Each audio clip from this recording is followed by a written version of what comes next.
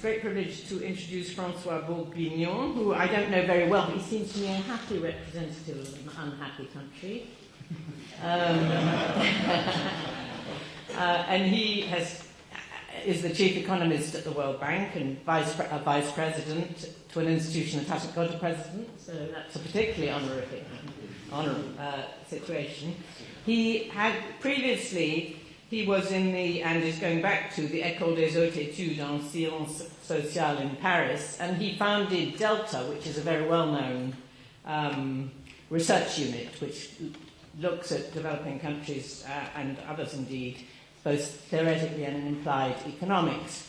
And like Tony, he's got the same, I think, wonderful characteristics of being able to do high theory, but to apply it to very important issues and to translate it into policy.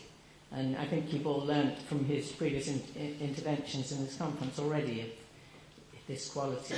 So it's very exciting that he's now going to talk to us about, I think, the MDGs and multidimensionality. Thank you very much, Francis. I think that this presentation, I was a little afraid when I prepared the presentation, because I thought that if we wanted to talk about the multidimensionality of poverty and welfare, we'd have to get back immediately to very hard core theory. And as I said yesterday, I left that field 4 years ago, and I found myself completely unable to come back immediately to it. So I need some adjustment. And what I will be presenting today is really the adjustment. It has very much to do, you will see, with the discussion that took place this morning with Michael and Spence and Amartya Sen. It is also quite interesting that it is a kind of a counterpart of what Tony just presented. He presented the supply side of aid, and I will be looking at the demand side, what people do with aid. But to come back to the transition, 4 years ago when I went to the World Bank with all these theoretical ideas in my mind about the way in which we should look at welfare and poverty, multidimensionality, etc., I found myself, on my way, I found a very strange animal, and this animal was called the MDGs. And initially I thought, okay, it's fantastic. I mean, MDGs is exactly what we want to do. This is really the multidimensionality of poverty. What a fantastic progress. Then then I got into what is behind that. I mean, how does the community want to approach the MDGs, this multidimensionality? And then I discovered this very surprising approach, which is full complementarity between all the dimensions. No trade-off whatsoever. Nowhere you will be exchanging infant mortality for more education, for more water, or for less income poverty. All the things exactly at the same time. And I thought it was a very, very interesting approach. Because, of course, there was a demand for more analysis, more economic analysis of the MDGs, I got into that, and I got into it in a way that is maybe not exactly the way I would have used if I had continued with theoretically grounded micro approach to this issue. Essentially, as you will see, this is a macro approach that I really be. Good. Okay, let's not talk about the multidimensionality of welfare. Everybody here agrees that this is necessary. It is now, I hope, in the mind of everybody, a true truth. The point is that the theory is not telling us very satisfactory things about the way to deal with that dimensionality in policy terms, except in a few particular cases. And I would like to look at this issue of multidimensionality from 2 points of view. First, the point of view of evaluating multidimensional poverty, but also from the point of view of the production side, what are the trade-offs that do exist between various dimensions as they are implied by the economic system in which people live, or either implied by the environment in which individuals are living. So this is what I want to explore, what to do in practice. And in this presentation, I want to illustrate how development economies potentially can deal with this multidimensionality in the case of the MDGs. I want to show that what does exist today is a rather odd way of looking at this multidimensionality. First, it's more macro than micro funded. And second, it is more positive than normative. The accent is more on the production function of the MDGs, the possible trade-offs between MDGs from the production side, not from the evaluation side. And this is what I want to show. And the outline of the presentation is very simple. I will be talking about a model that we have developed in the World Bank, which is called MANS, for a maquette for MDG simulation. I'm not the inventor of the name, of the acronym. You know that the World Bank loves acronyms, so this is another one. But MANS is something nice. No? And this is really a way of dealing explicitly with multidimensionality of the MDGs. Second, I want to speak on some conceptual difficulties of this macro approach to the MDGs, and I will conclude with, as Tony has done, with some recommendations for research. First, so let's look at in some detail the way in which MDGs can be modeled with an instrument like MANS. Because here you have the MDGs which are really dealt with in this maquette. Not all the MDGs can be handled with a kind of macro modeling approach, in particular when we look at the gender differences, for example. It is not easy to get into that from a macro point of view, so only some MDGs are being dealt with. And we have the list here, MDG 1, reducing income poverty by half, by 2015, using 1990 as a starting point. MDG 2, universal primary school completion. 4, under 5 mortality rate, which has to be reduced by 2/3. 5th, same thing for marginal mortality rate.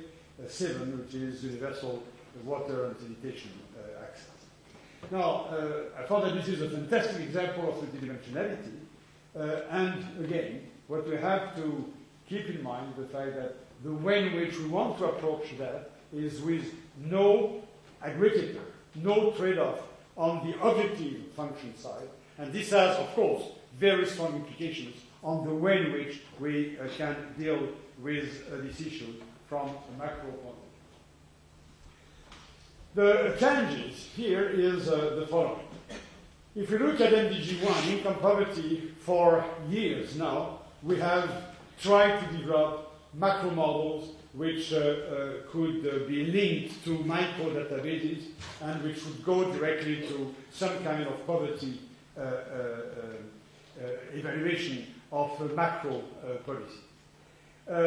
This is done with economy-wide models, generally of the computable general equilibrium type, but you can use any kind of model. And again, it's simply a link with a micro database, or maybe a very simple elasticity which allows to transform changes in aggregate consumption in the economy into poverty. But where the difficulty starts is when we look at the other MDGs. Because then when we look at the economy-wide models that do exist in the profession, we find that all that part called public spending is a kind of black hole. We put money in that part, and nothing happens. We put money in education, in health, and we run the model, and we look at what will be the inflation rate, what will be the change in the real exchange rate, etc., but we don't see the result of investing in some public goods. What we must do here is precisely, if we want to look at the MDGs, We want to have the complete link between spending on health, spending on education, and the results in terms of how much more kids are being educated, what is the improvement in life expectancy, etc.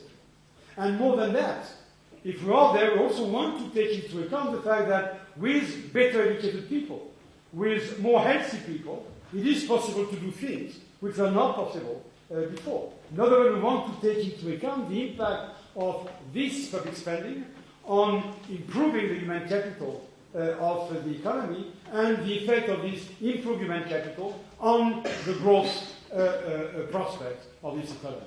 So the big challenge here is really to try to close the circle and to integrate fully public spending into the macro representation of the economy. And this is what we do here.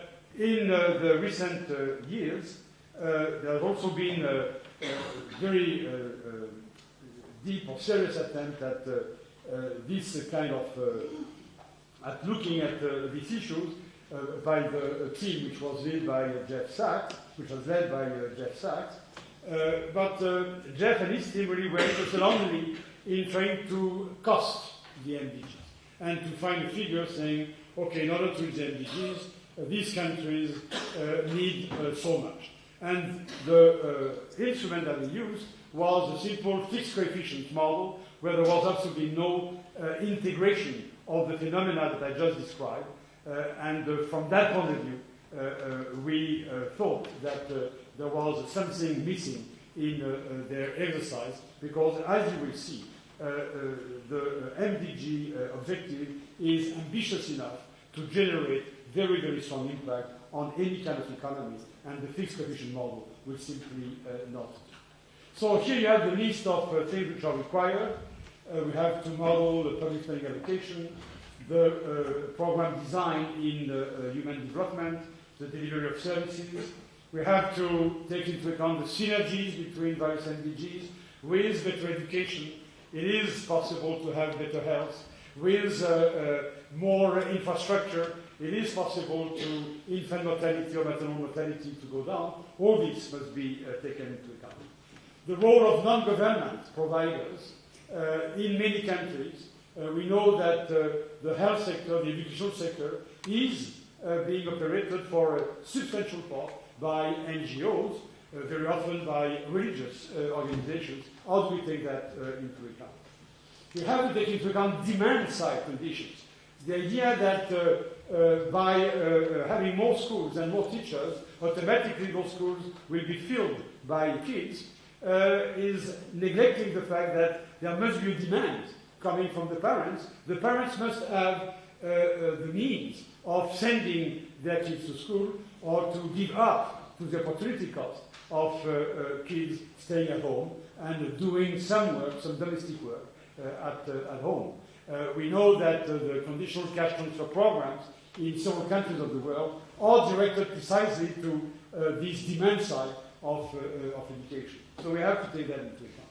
We have to take into account the role of economic growth. Of course, we need economic growth to reduce income poverty. We need to take into account the feedback effect of the MDGs on growth. And we have to take into account the very standard economy-wide effects like Dutch disease, etc. I want to go very quickly on this.